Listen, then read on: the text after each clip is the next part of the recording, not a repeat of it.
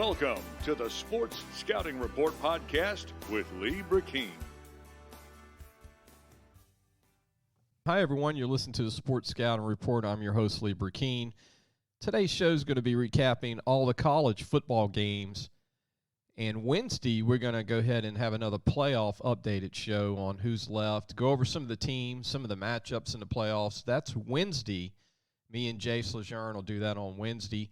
But today I'm solo, and I'm going to be talking about LSU and their tough loss with the Hogs, Arkansas Razorbacks, and also the other state schools. We'll go through that today and mention some tidbits on some other, some stuff on each game on the teams that played in state. Some teams played with other teams in state, like Northwestern played Southeastern. There were some other great games in their conferences, like Southern losing to Jackson State. We'll talk about that. But let's go ahead and start off with LSU. It was a tough loss again, 2 weeks in a row. Defense played lights out against Alabama 2 weeks ago. And they played lights out again against Arkansas. What could have been this year, and I think I went to the LSU game, by the way. I was at the LSU game in Tiger Stadium. Had a chance to see some friends, took it in, and ran into some ex-players. Actually ran into Brady James, former LSU linebacker. Hadn't seen Brady in a couple of years. I know he lives in Dallas, Texas, still works with the Cowboys. It's good to see Brady, former Wassman, West Monroe superstar, LSU. Was able to see a bunch of my friends. But, the thing is this. The team's not – it's just not the whole team anymore. And also the offense has regressed. The job that Steve Ensminger did in 19 is not brought up enough. Everybody talks about Joe Brady, but when Steve Ensminger was with the team, even in 220, this team was putting up record numbers on offense. And I think a lot of people have short memories. They only get caught up in this year and get upset about the game that just played, and, it's normal. But what about 220? If you want to talk about the offense regressing, but 2020, remember LSU went to Florida, the Swamp? Remember that? Not this year. I'm talking about last year. Florida had a better team. They had a better team. They were very close to beating Alabama and Atlanta. Remember that? LSU wins the game. We all know the shoe thing and all that stuff. But do you remember how lights out Max Johnson was playing? The throws he was making inside the 20. Do we remember 2020 Ole Miss game at home? Ole Miss was pretty good last year. Do you remember how good Max Johnson was in that Ole Miss game in 220? He was throwing the ball all over the field. This year, different story. I don't blame the players. I just think it was poor play calling and just coaching. And that's been the storyline of LSU season all year, going back to Kentucky, at Ole Miss this year, at UCLA. It's been one of those years. And, talking to LSU fans and former players, they just really can't wait till the season ends. But I'll tell you what, they have two games left. And then they can go to a bowl game. And I think that means a lot to these kids. A lot of fans might say, let's get the season over with, don't go to a bowl game, blah, blah, blah. It means a lot to these kids. That's what they're playing for right now, to try to get to a bowl game. And they have to show up because ULM of Monroe, who just barely lost Arkansas State, by the way, we'll talk about that, beat Troy, beat some very good teams this year, ULM of Monroe. If LSU's team doesn't show up, they're not going to win that game. Then there will be no bowl. Then there will be no bowl to play for against A&M the following week. And look, A&M's very beatable. They just lost to Ole Miss. They lost to Mississippi State. A&M has 3 losses, probably the most talked about 3-loss team in the country. I don't know why. It's, again, the media just gets on a team and they just start talking how great they are. They have 3 losses. We're going to take a break. When we come back, we're going to talk more about the LSU game and the other state colleges in state and who won and who lost. I'm Lee Brecheen, your host. Sports Scouting Report. We'll be right back. Listen, whatever you're driving right now, Tommy Harvey wants it. Bring it in to Harvey Subaru, Lexus of Shreveport, Bossier City, or John Harvey Toyota. They're paying big bucks for all trades right now. They'll cut you a check right there. Tell them Lee sent you. Welcome back. You listen to the Sports Scouting Report. I'm going to continue on this segment with LSU, and then we'll get it to the other schools in state and how they did and this past Saturday. You know, again, it's what could have been. You know, Kashawn Butte was hurt the last few weeks. He would have made a big difference against Alabama and Arkansas. A few of those throws he would have caught. You know, he's just got a bunch of young receivers. You know, Brian Thomas is learning how to try to position, how to fight for the ball in the air, and he's, you know, that's just being a young freshman, not being aggressive enough. But that's just being a young freshman. You know, Jack Besh has made some good plays. Malik Neighbors has made some good plays, but they're just young guys. I mean, that's why they called freshmen. Nussmeier had a good game, I thought, for someone that didn't play a lot this year, and that's on the coaches again. He should have played all the way back to the Kentucky game. You know, when the game was already decided at the end of the third quarter, I thought they should have put Nussmeier in that Kentucky game, and by that time, he could have played against Ole Miss and Kentucky. And by the time LSU played Alabama, he could have been a difference for LSU with his arm.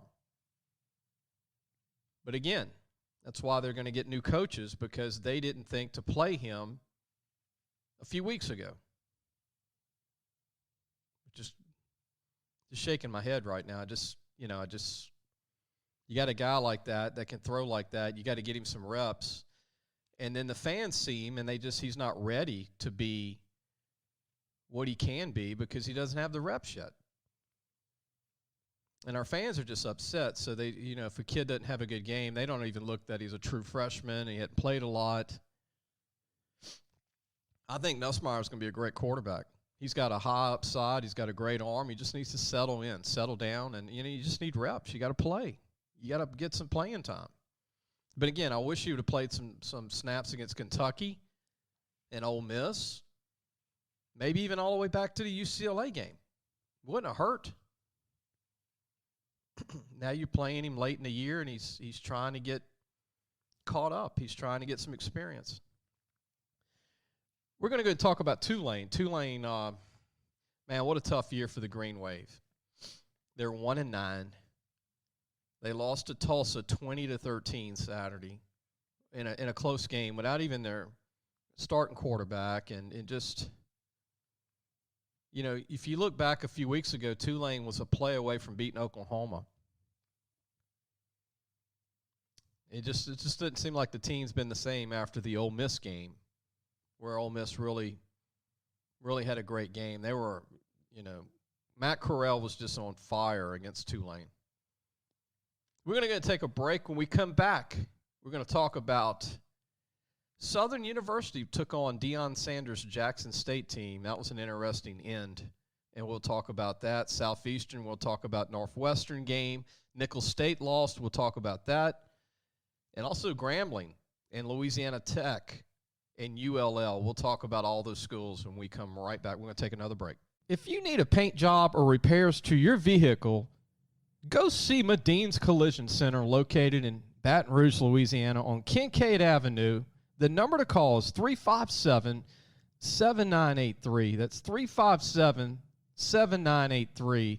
Your Baton Rouge Accident Advisors. Welcome back. You listen to the Sports Scouting Report. I'm Lee Brecheen, your host. Before we get into our colleges, I want to thank our sponsors. I want to thank Medine's Collision Center in Baton Rouge on Kincaid Avenue.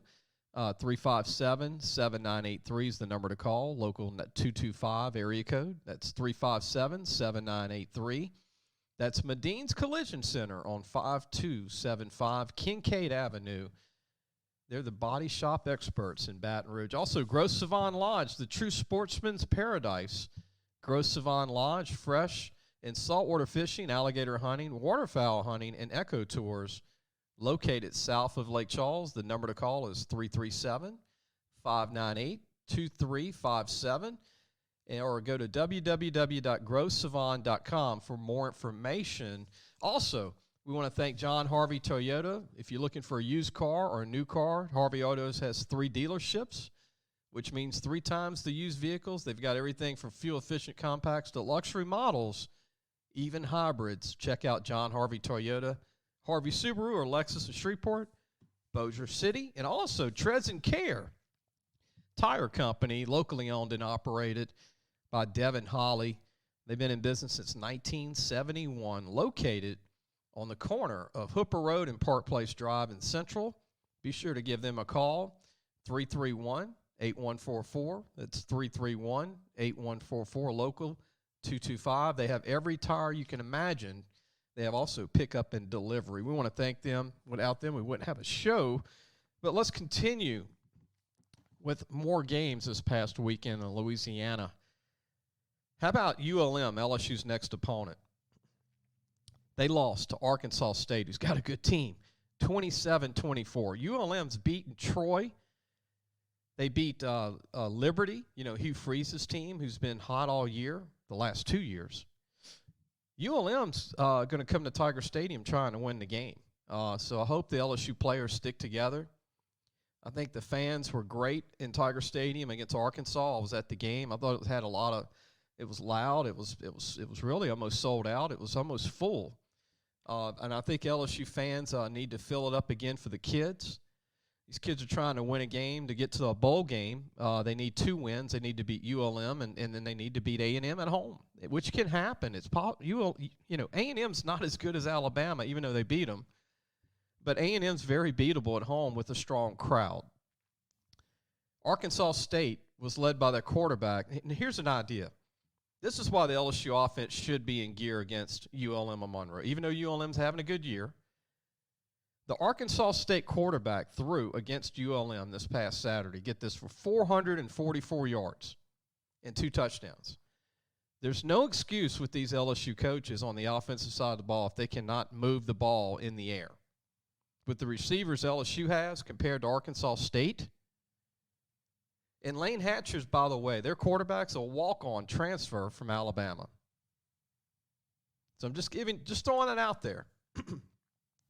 To continue on, Southern lost to Jackson State 21-17. Deion Sanders' son, that's right, his son's the quarterback. Shadur Sanders threw for 260 yards. He was 24 of 31, 2 touchdowns. And here's the deal. After the game, a fight broke out between the 2 teams because some of the people from Jackson State on the sideline decided to plant flags middle of the field at Southern University, and it was Jackson State flags. Not a good idea when you're playing on the road and you do that to someone's stadium in the middle of the field. And Deion Sanders has apologized for his program, but that definitely really upset the Southern team and fans, and that's going to sting for a few years. That's going to be stingful for a while. And then also Grambling, they lost to Bethune-Cookman 31-14. Grambling's 3-7 this year. Wow. They got beat by 1-8 Bethune-Cookman. We're going to take a break. When we come back, we're going to talk about Nicholls State, Southeastern, Northwestern, and ULL's big win over Troy. We'll be right back. Be sure to take your car and truck for all your tire needs to Treads and Care Tire Company located in Central. The number to call is 331-8144. Family owned and operated since 1971. That's Treads and Care Tire Company. Welcome back. You listen to the Sports Scouting Report. I'm your host, Lee Brecheen. We're going to continue with our colleges recaps for the state of Louisiana this past weekend.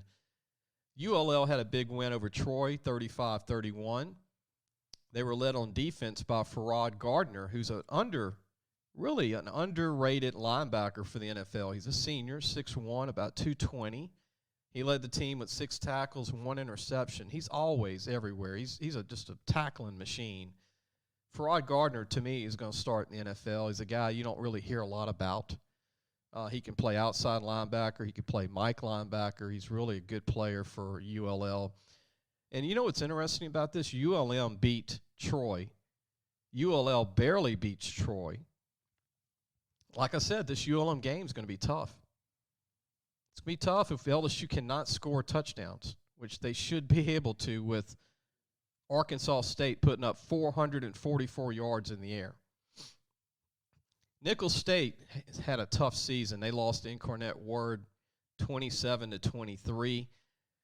They played 2 quarterbacks in that game. Nicholls State did. Just not a good year this year for Rebo and the Colonels.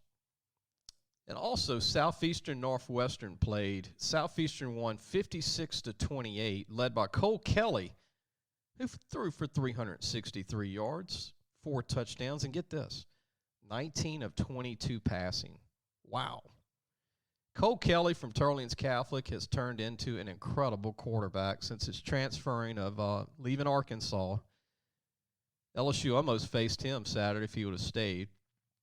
But Cole Kelly, who's 6'7" now, in shape, about 245, he used to weigh about 270, has actually got a chance to get drafted really high in the NFL. He was the Heisman Player of the Year in Subdivision 1AA last year, and he's got a chance to win it again this year. Incredible what he's done in his 3 years now at Southeastern at quarterback, Cole Kelly. We're going to go ahead and come back. We're going to take one more break. We're going to wrap it up. Hope you're enjoying the show, and we'll just talk about some final notes and preview the show that we're going to have Wednesday on the playoffs. We'll be right back. Come and visit the majestic mansion in the marsh, Gros Savon Waterfowl and Wildlife Lodge. Gros Savon is the true sportsman's paradise. Gros Savon Lodge has everything for you from fresh and saltwater fishing, alligator hunting, waterfowl hunting, and eco-tours. Located south of Lake Charles. Call 337-598-2357 or visit www.grosavon.com for more information and schedule your trip to the majestic mansion in the marsh, Gros Savon Waterfowl and Wildlife Lodge, the true sportsman's paradise today. Welcome back. You're listening to the Sports Scouting Report. I'm your host, Lee Brecheen. We're going to go ahead and wrap the show up today, and I hope you enjoyed it. Really a tough year for a lot of Louisiana teams. You know, tough year for LSU, Tulane. It's been a tough year for Grambling, tough year for Southern. Also a tough year for Louisiana Tech, but Louisiana Tech won their first game in over a month. They beat the University of Charlotte out of North Carolina, 42-32. Tech will probably not go to a bowl game unless they win their final 2 games, which is possible. But still, it's going to be tough for them to win those final 2 games of the season. It's been a tough year for the Saints. You know, they probably going to be looking for a kicker, I would imagine. That's the final thing I'm going to talk about today. But missing 2 extra points yesterday cost them the game. And I don't know how long our coach with the Saints is going to put up with that. Man, they have had a hard season with trying to find a kicker that can make field goals and extra points. It's hard. I mean, they'll cut you in a week or two in the NFL, not for long league, NFL. Coach Payton's going to have to find a kicker. I would imagine after this show you hear it today or tomorrow, I would think they're probably going to look for another kicker, or I don't know, maybe they'll stick with him. But he did make a field goal in the game. But those 2 extra points cost them when they had to go for 2 against the Tennessee Titans. It's kind of tough to watch Tennessee beat the Saints when they don't even have Derrick Henry. A few of their top players are hurt. One of their best O-linemen, Lou Wayne, got hurt during the game. The Saints' defense was lights out again, and again at times. Tennessee could run the ball. I mean, Tennessee's great at running the ball. I think Coach Vrabel is a phenomenal coach with the Titans, former New England Patriots player for Bill Belichick. But the Saints, I predicted them to go 10-7 at the start of the year, and I still think that's going to be the outcome. with the extra game, 10-7, which would be an old 10-6 with one less game in a normal season, in a 16-game season. But the Saints they just don't have the offense. Even Ingram's really been a surprise, though. They didn't have Kamara, but, I thought Ingram had a good game overall. Scored a touchdown and did some good things again this week. But the Saints just, without Michael Thomas, without Kamara this week, it's just tough, man. And I think Simeon's a decent quarterback. They just don't have all their weapons. They had a fumble, too, which doesn't help, but turnovers will hurt you on the road. But this Saints team could make the playoffs, and I think that's what the fans, need to hope for, is just that they can get in. If you can get in and then get everybody back, somehow get Michael Thomas back before the playoffs, somehow maybe, and get a lot of their key players back. I don't know. It's just not a team that's going to be, right now they don't look like a Super Bowl team. They don't look like a NFC championship type team either, to play someone like Green Bay, who they beat earlier in the season. It's kind of crazy. But Carolina won yesterday. Tampa Bay didn't do really well in the division, and Atlanta got smoked by New England. Isn't that crazy? New England has won their last 4 games. Not really. Belichick is the genius of the league. They were looking like they were going to have their worst year ever. Now they got a chance to possibly win their division, the New England Patriots, with a rookie, Mac Jones. I wasn't big on Mac Jones out of Alabama, but he has really become a really good quarterback as a rookie. He's more advanced his rookie year than even Joe Burrow was last year. I'm really shocked how Mac Jones is doing so well again as a rookie, his first year. He doesn't really have the greatest I would say weapons around him, and that's what's more impressive. You don't hear of a big name receiver for New England Patriots. You don't hear of a big name running back. It's incredible that Brandon Bolden's still on the team from Scotlandville High School in Baton Rouge. He's been there seems like forever, but they do that a lot. Kevin Falk was signed and cut several times for Belichick over the years from LSU. So wouldn't it be crazy if New England found a way to get to the Super Bowl with Mac Jones? Would that be crazy? And then, look, Davin Gatchall from Plaquemine, Louisiana, and LSU's on the D-line. Jalen Mills is in a defensive backfield from LSU. A couple of their top players. Jalen Mills is one of the top nickelback corners in the league. Davin Gatchall did a great job for the Miami Dolphins, and he's doing a great job for Belichick. Belichick loves him some SEC players, doesn't he? Between Alabama and LSU, really makes up half of his team every year. We're going to go ahead and end the show. I hope you enjoyed it. Go to our website. If you've never gotten our magazine, Louisiana Football Magazine, which is our 25th year, you can still order your South or North copy or digital copy. That's Louisiana Football Magazine. Go to lafootballmagazine.com is our website. And this Wednesday, we're going to preview the playoffs again, going into the second round for the private schools and the public schools for Louisiana. And we're going to talk a little 8-man football too, by the way. I've been watching 8-man football in Louisiana, which is not a part of the LHSA, but it's its own league. And it's really crazy. I want to give those guys some shout-outs too. There's some good teams in Louisiana in 8-man football. Everybody have a blessed Monday, and we'll see you on Wednesday.